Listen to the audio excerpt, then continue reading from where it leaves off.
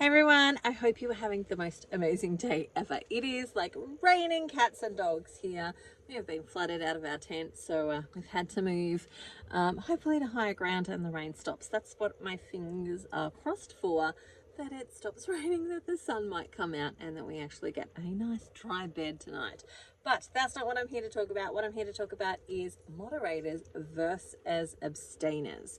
Now, when it comes to carnivore and keto and low carb, high fat, or even GAPS, one of the things that I find that some of my fellow practitioners miss a little bit is that when you are somebody who has got some chronic health issues, or when you are somebody who has had significant weight to lose, for example, like me, then it's a little bit more challenging in the sense of not just eating diet. Now you might have a number of different diets that fit into kind of any type of protocol for all sorts of different things, and people might use them for all sorts of different things. P.S. My doggos are here fighting for attention, so they're gonna annoy me. That's just how my life rolls. But when it comes to doing a dietary protocol, for me, one of the reasons that I do carnivore, well now they're kissing, isn't that sweet? One of the reasons that I do carnivore is not just because it's keto, not just because it's low carb and high fat and that gets me into the space of ketosis, not just because of those things. I do carnivore because if that was the case, I could just do keto, right? I could just do keto and get those benefits from those things. But the problem is that I have what many others in my space have had, which is an addiction to carbohydrates. Like literally, it's almost like an alcohol addiction. And if I was to test myself and look, I probably also have a brewer's stomach, which means that some of that carbohydrate is going to ferment into alcohol within my system, which is what happens for people who are on the spectrum, have ADHD or any of the other alphabet sort of diagnoses, is that they generally have what is known as a brewer's stomach. And that brewer's stomach means that the carbohydrates that they're consuming is being turned into alcohol. So it then makes it harder to think and function if you have got alcohol going through your body. And so when you've got a carb addiction, it's very much like that. And having a little bit is very hard to actually have. Now, for me, if I was somebody who was a moderator, if I was somebody who was really good at moderation and being able to have self-control in that space because I didn't have an addiction, then I might actually consider ketovore or keto as a lifestyle choice for me. But I'm not. And that is the thing, is that I think that many practitioners that I work with or patients that I get from other practitioners have challenged about or have challenges with is that they also are not moderators. If we were moderators, we could do keto and we could stay under the 20 grams of carbohydrates and we could do some of the things that we needed to do, especially with insulin resistance, etc., to get our bodies back into a healthy space. But because we're not moderators, the best thing for us is to actually be abstainers, where we abstain from the thing. So it's much easier for me personally to abstain from having carbohydrates or having fruit and vegetables and those types of things. It's much easier for me to just completely abstain from those things than it is for me to actually moderate them. Having a little bit of them takes up a lot of brain space for me. So, for example, when I've had times on this journey, and I'm nearly 10 months in now, where I've had times where I chose to have the wedding cake, or I chose to have a bit of the birthday cake, or I had some pavlova for Christmas, right? When I chose those things, I know that I am like bat shit crazy for about 2 weeks. Like I'm literally like somebody who's coming off of morphine or coming off of a drug, because my brain is fixated on the next hit of that thing. So when am I going to get it next? And my brain is constantly thinking about eating something that's high in carbohydrates. and or not even high, but has a little bit of carbohydrates in it, because I'm really absolutely addicted. I'm absolutely a carb addict when it comes to that. And so my mental capacity, like my ability to focus on my work, the things that I want to do, like my ability to focus is vastly reduced because my brain is consistently going, look for food, look for food, look for carbs, look for carbs. And part of that is the insulin resistance that I have. Part of that is that my insulin is too high, so my body is wanting to use carbohydrates to meet my insulin levels and stop me from using like muscle as a fuel source. And so that's part of it. But the other part of it, and I'll let you know if that resolves after I've done my insulin resistance 90-day challenge, right? After I've done that quest, I'll let you know how I go, and I will come and do voxes in here about how I'm going and what's happening and the things that I'm seeing as results, etc., etc. But I'll let you know if that changes from that perspective. But the other part of it is this addiction that I absolutely have had with when it comes to carbohydrates. And a little bit is never a little bit. A little bit is now I need more, and now I need more. And the mental capacity and the willpower that I actually need to resist and to not have more is much more energy and much more mental energy than it is when I just abstain.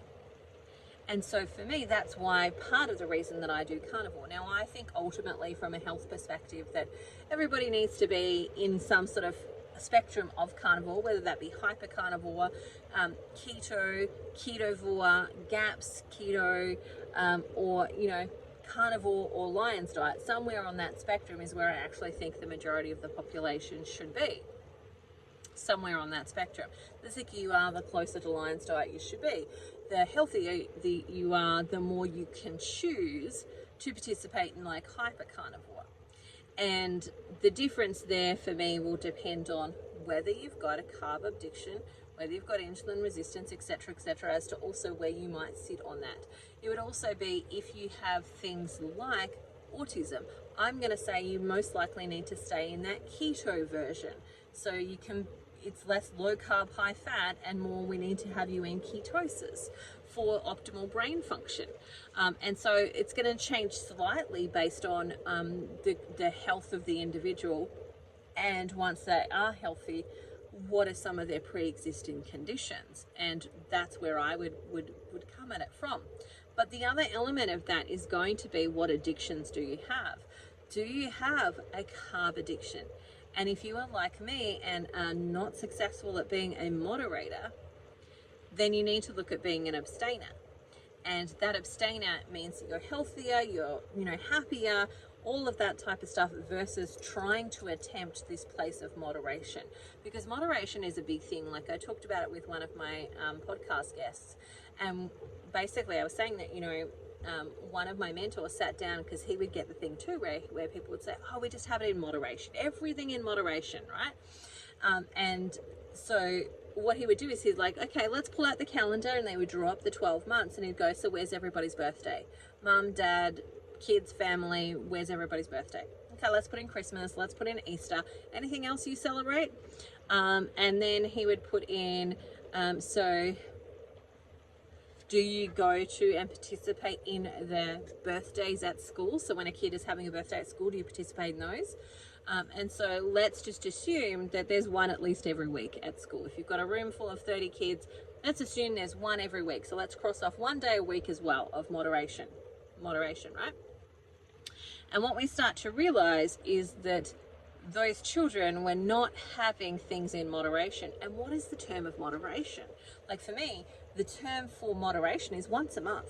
Once a month would be moderation, maybe twice a month. So maybe once a fortnight. That would be like stretching it as moderation of days when you would consume food or food-like substances that are not good for your body, that are detrimental and damaging to your body, but offer some type of life joy with them, right? Let's say that.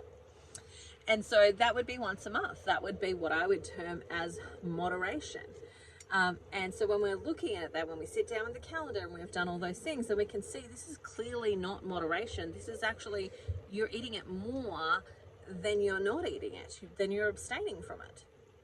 And that doesn't count what are you putting in the lunchbox, what's going to school with them, what are they getting at school while they're there, because the teacher's passing out lollies because of the spelling bee or something else that they've been in. And I know some of that has started to change now that we've got a lot more food allergies taking place. But the term moderation is one that is well overused and not understood in the sense of how much actually is moderation. And majority of people are having much too much to be considered actual moderation. And so when we're thinking about it from that perspective, are you a moderator or an abstainer? And I'm curious, like, put down in the comments below whether you are somebody who can actually be a moderator. My sister, like, for ages was a really good moderator. I don't know where she is now, but I think she'd probably still be a great moderator. Like, she used to drive me and my siblings bananas because we would all get Easter eggs and gobbled them right up. And she would still have Easter eggs like for weeks and weeks, if not months afterwards, because she was able to moderate. I couldn't moderate. I needed to eat them all at once, and I was fixated until they were gone. And then I'd be like, is there more? Can I get any more? Maybe my sister will give me some more.